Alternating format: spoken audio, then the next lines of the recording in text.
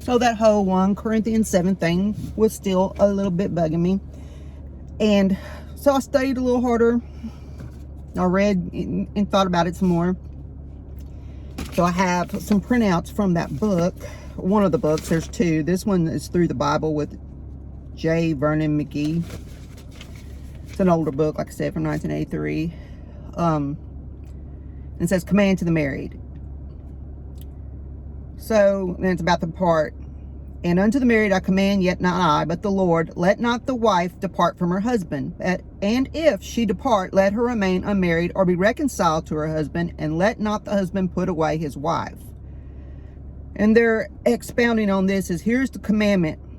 Paul is putting it on the line. The wife is not to leave her husband, and the husband is not to leave his wife. If one or the other is going to leave, then they are to remain unmarried. Now, there was a new problem which presented itself in Corinth. After Paul had come and had preached the gospel to them, a husband and a family would accept Christ, but the wife would not. In another family, it might be that the wife would accept Christ and the husband would not. What were the believers to do under such circumstances? But to the rest I speak I, not the Lord. If any brother has a wife that believes not, and she please to dwell with him, let him not put her away. And the woman which has a husband that doesn't believe, and if he still is pleased to dwell with her, live with her, stay with her, let her not leave him. For the unbelieving husband is sanctified by the wife, and the unbelieving wife is sanctified by the husband. Else were your children unclean, but now they are holy. Remember, video before the last one is where I kind of was like, well, does that mean this? Does that mean that? I got to go ask a question. All right. So if one was married to an unsaved man or to an unsaved woman, and there were children in the family, Paul said they should try to see it through. Paul says, stay right where you are if you can. But if the unbelieving departs, let him depart. A brother or a sister is not under bondage in such cases, but God has called us to peace. If the unbeliever walks out of the marriage, that is another story. Then the believer is free. Now the question which is asked is whether that one is free to marry again. I believe that under certain circumstances, Paul would have given permission for that.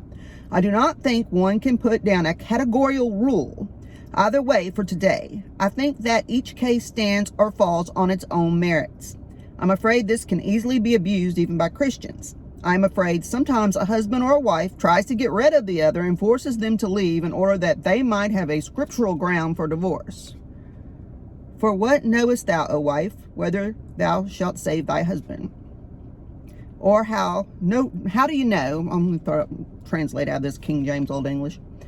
How do you know, O man, whether or not you'll save your wife? This should be the goal of the wife. I know several women who are married to unsaved men and try to win them for Christ. This also should be the goal of the husband, who is married to an unsaved woman. Winning them for Christ should be uppermost in their consideration. That is, God has distributed to every man as the Lord hath called every one, so let him walk, and so ordained I in all churches. Paul is advising people to stay in the situation if they are. They are not to walk out of their marriage after they have heard and accepted the gospel. They are to stay married if the unbelieving partner will allow it. This ought to answer the question for today. Unfortunately, there are some ministers and evangelists who have advised people who have had a divorce and have remarried to go back to their first mate after they have come to Christ. May I say, I can't think of anything more tragic than that kind of advice. I know one woman who finally ended up in a mental institution because she followed the advice of some evangelist who told her to leave her second husband and her lovely Christian home.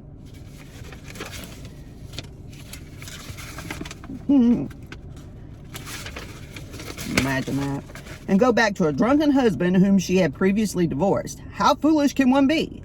We need to understand what Paul is saying here. Is any man called being circumcised? Let him not become uncircumcised. Is any called an uncircumcision? Let him not be circumcised. Circumcision is nothing, and uncircumcision is nothing but the keeping of the commandments of God.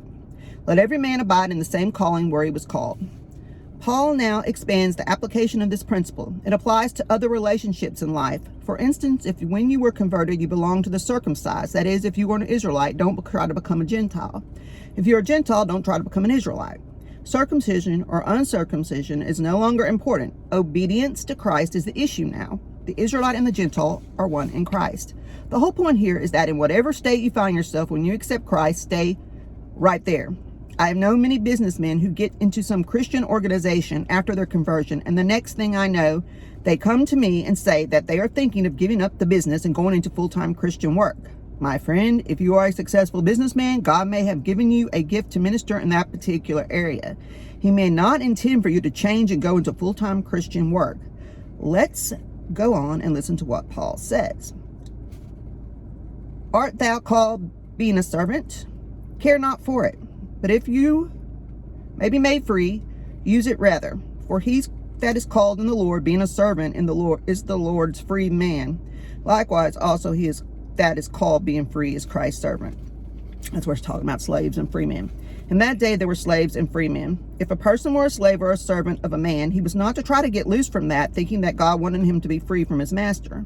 I find today that there are many housewives who get the notion that they are to become great Bible teachers.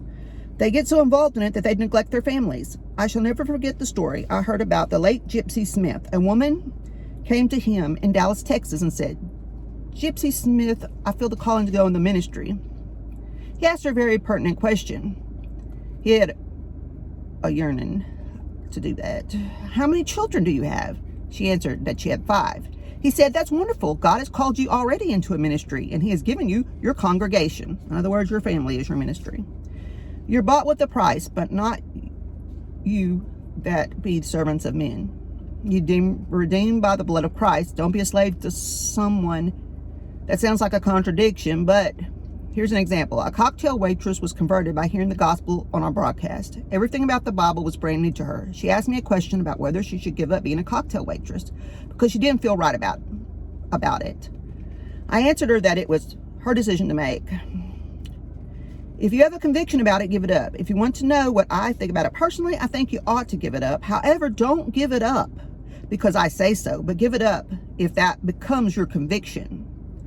She did give it up and found another job within a couple of weeks. She had been bought with a price. She was not to be a servant of man. Brother, let every man wherein he is called thereby with God. That was going back to that verse. This is important consideration. When a person is converted, whatever he is doing, wherever he is to remain in that position as long as he is free in his relationship to God. That God must come first, that relationship. Therein abide with God. If his situation will not permit God to be first, then he should change this situation as the cocktail waitress did. Then it dropped down on the concern about unmarried daughters, but that's enough because I got to get moving. But that's a little more clear than that longer video where I was kind of just thinking about it and talking about it, and I didn't have that book with me, but I had read it. So I still kind of feel that what I was told was correct, that I could, if I wanted to, if I felt led to, but I don't have the energy, nor do I feel led. I'm lonely, yes.